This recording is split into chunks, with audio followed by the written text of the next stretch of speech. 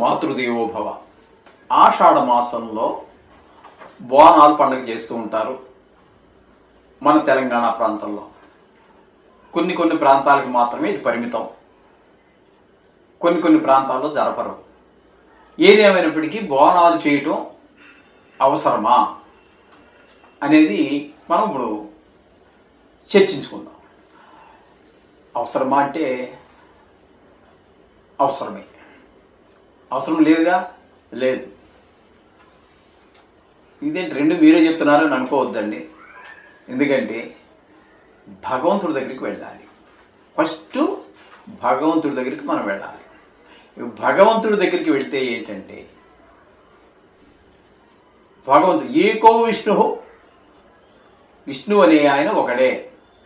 ఏకో విష్ణు మహద్భూతం పృథుభూతాని అనేకశః. అవసరాన్ని బట్టి ఆయా ప్రాంతాలలో ఆయా అవతారాలు భగవంతుడు ఎత్తాడు. నిజానికి చెప్పాలంటే ఏకో విష్ణు, ఆయన ఎవరు? ఒకటే విష్ణువు. అవసరాన్ని బట్టి అనేక ప్రాంతాల్లో అనేక రకాలుగా అవతారాలు ఎత్తారు. అందులో కొన్ని స్త్రీ అవతారాలు ఉంటాయి, ఒకటే కదా మరున్నది. కొంతమంది పురుష రూపంలో ఉంటుంది, కొన్ని స్త్రీ రూపంలో ఉంటుంది. ఒక దగ్గర శివుడుగా, ఒక దగ్గర రాముడుగా, ఒక దగ్గర కృష్ణుడిగా, 30 కోట్ల మంది దేవతలు కూడా ఇదే విధంగా ఆయా ప్రాంతాల్లో ఆ భగవంతుడు అనేవాటిని బట్టి ఒక్కడే. కానీ అవసరాలను బట్టి ఆయా ప్రాంతాల్లో ఆయా అవతారాలు ఎత్తడం జరిగింది. ఇక్కడ మనకి అసలు వేదం చెబుతున్నది ఏంటి అంటే భగవంతుడు అనేటటువంటి వాడు నిరాకారుడు, నిర్గుణుడు, నిరంజనుడు. అసలు ఆకారమే లేదు ఆయనకి. ఆకారం లేనిటువంటి వారికి ఈ ఆకారం అంటారు. అనేక అవతారాలు ఎత్తారు అంటున్నారు మీరు అని మీరు అడగచ్చు. ఎందుకంటే మనము దేవుణ్ణి ప్రార్థించాలి అంటే ఆయన సర్వాంతర్యామి. మనకి మనసు నిలకడ ఎక్కడో దగ్గర మన మనసు అలా ఊహించి మనం ఎక్కడ మనసు నిలపజాలం. ఏదో ఒక రూపం కావాలి, మన గురి కుదరాలి. నువ్వు రాముడిగా పూజిస్తావు, రాముడిగా నెత్తి మీద కిరీటం పెట్టుకుని నీలమేఘ శ్యాముడిగా ఉండి చేతిలో కోదండం పట్టుకొని పక్కన సీతాదేవి, ఈ పక్కన లక్ష్మణుడు, ఆంజనేయ స్వామి, ఇట్లా ఏదో ఒక రూపాన్ని పెట్టుకోకపోతే మన మనసు నిలబడదు అక్కడ. అలాగే కృష్ణుడు కిరీటము, నీ నెమలిపించము, వేణువు, వెనకాల ఆవు, ఇవన్నీ ఉంటే మన కృష్ణుడిగా ఆ రూపాన్ని మనం ముద్రించుకుని దాన్ని ప్రార్థన చేయాలి. ఈ విధంగా ఆకారం అనేటువంటిది లేకపోతే ఏకాగ్రత కుదరట్లేదు. అందుకోసం అనేక రకాలైనటువంటి అవతారాలు ఎత్తడం జరిగింది. అందుచేత ఇక్కడ బోనాలు, అమ్మవారికి బోనాలు. ఇప్పుడు ఆకారం పెట్టాము, రోజు పూజలు చేస్తున్నాము. ఈ పూజల్లో కూడా మొదట్లో చతుష్షష్ఠి అన్న 64 పూజలతోటి పూజ చేసేవాళ్ళు. అంతంత సమయాలు లేవు కాబట్టి మనిషి యొక్క ఆయు ప్రమాణం తగ్గిపోతోంది. అలాగే యుగాల యొక్క కొలమానం కూడా తగ్గిపోతోంది. కాబట్టి ఆయా యుగాలను బట్టి మానవుని యొక్క ఆయుర్దాయాన్ని బట్టి ఇది కూడా తగ్గుతూ వస్తుంది. ఆ 64 కాస్త ఏమైంది అంటే సమయాభావం వల్ల దానికి షోడశోపచార పూజలు అని చెప్పేసి 16 రకాలైనటువంటి పూజలుగా కుదించారు. 64 నుంచి 16గా. సరే, దానికి కూడా టైం లేదు. మనకి సాఫ్ట్వేర్లు వచ్చాయి కదండి. ఇప్పుడు హార్డ్వేర్లు, సాఫ్ట్వేర్లు వచ్చాయి కదా. రాత్రి లేదు, పగలు లేదు, ప్రతిరోజు టార్గెట్టే, ఏ రోజుకి ఆ రోజే టార్గెట్. ఈ విధంగా ఉండడం ద్వారా మనిషి అనేక రకాల ఒత్తిళ్ళకి లోనైపోతున్నాడు. సమయం ఇంకా తగ్గిపోతుంది. మరి దానికి మేము ప్రభుత్వ ఉద్యోగం చేశాము, మాకు 8 గంటలు పని గంటలు ఉండేవి రోజుకి, 24 గంటలకు గాను. ఇప్పుడు వాళ్ళు 16 గంటలు పని చేయించుకుంటున్నారు. ఇవన్నీ ప్రైవేటివ్ కదండి. వాళ్ళకేంటంటే నీ కష్ట సుఖాలతో వాళ్ళకి పని లేదు. వాళ్ళకి కావాల్సింది పనే. అది రాత్రా పగలా అని అవసరం లేదు. ఆ సమయంలో పడుకునే టైంలో పడుకోవాలి, లేచే సమయంలో లేవాలి.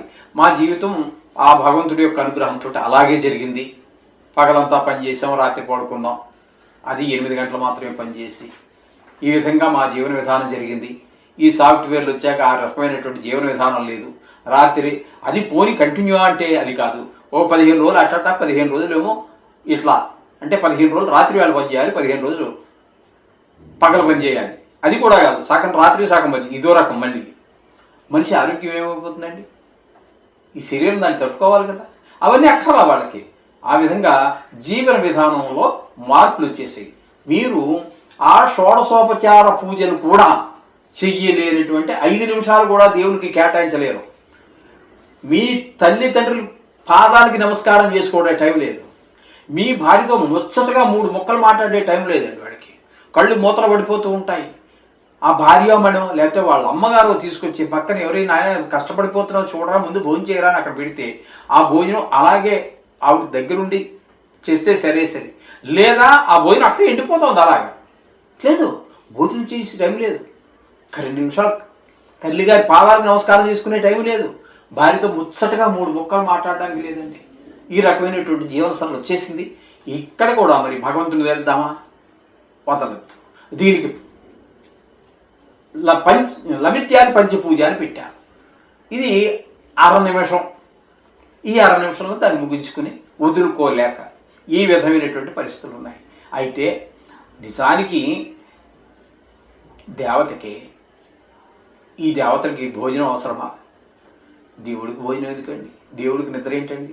కానీ ఒక రూపం మనం కల్పించాం కాబట్టి ఆ రూపం కూడా మానవాకారంలాగే 2 కాళ్ళు 2 చేతులు.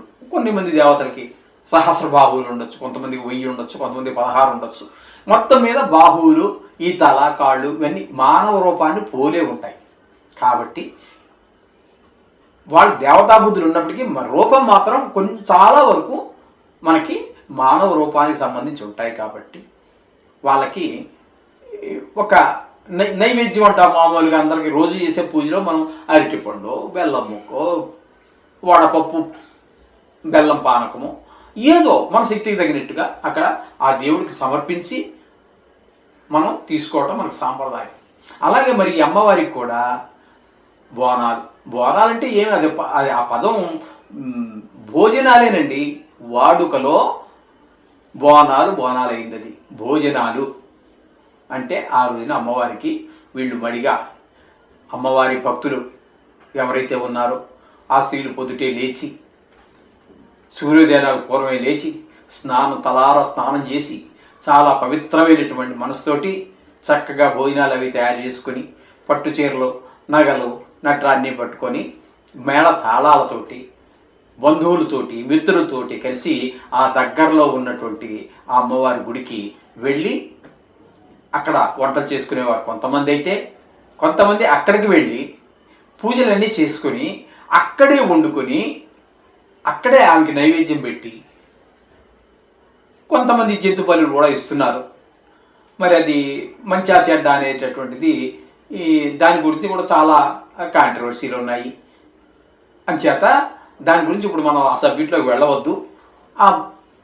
వారి సాంప్రదాయాన్ని బట్టి వారు ఏదో తయారు చేసి ఆ దేవతకి పరమభక్తితోటి పెద్ద ఉత్సవం అండి. అది సంవత్సరంలో ఒకరోజు వచ్చే మహా పెద్ద పండగ.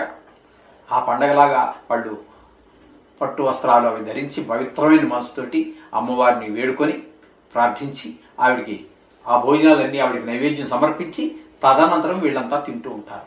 అంటే ఒక రూపం కల్పించాము కాబట్టి బోనాలు అవసరమా అంటే అవసరమే. రూపం కల్పించాం కాబట్టి. నిజానికి నిరాకారుడు నిర్గుణుడు నిరంజనుడు అన్నప్పుడు అసలు ఆకారం లేదు కాబట్టి అప్పుడైతే ఏది అక్కర్లేదు భగవంతుడికి. మనం ఏం చేయవలసింది లేదు. అప్పుడు మనం చేయవలసింది ఏంటి అంటే నిరాకారంగా ఉన్నప్పుడు మనం చేయవలసింది ఏంటంటే కృతయుగంలో మనుషులు ఎలా ఉన్నారు, ఈ వేదాలు ఏం చెప్పాయో అదే విధంగా నడిచారు 100కి 100 పాళ్ళు. కృతం అంటే చేయటం. ఆ విధంగా మనం అంత ధర్మంగా నడిచేటట్టయితే అప్పుడు ఈ నైవేద్యాలు, ఈ పూజలు అవన్నీ ఉండవు. కానీ ఆకారం ఇచ్చాము కాబట్టి భోజనాలు అవసరమే, బోనాలు అవసరమే. ఇందులో ఎటువంటి సందేహం లేదు. చక్కగా పండగలాగా ఉంటుంది. మేళతాళాలతోటి ఆ రోజు చాలా బంధుమిత్రులందరినీ కలిసి అమ్మవారిని పూజించి చక్కగా పవిత్ర మనసుతో ఉంటారు. ఆ దేవి కూడా అలాగే వీళ్ళని ఆశీర్వదిస్తూ ఉంటుంది. చక్కగా భక్తులందరినీ కూడా చల్లగా చూస్తూ ఉంటుంది ఆ తల్లి. ఆ విధంగా వీళ్ళు కూడా సంవత్సరం అంతా సుఖ సంతోషాలతోటి వర్ధిల్తూ ఉంటారు. శుభం భూయాత్.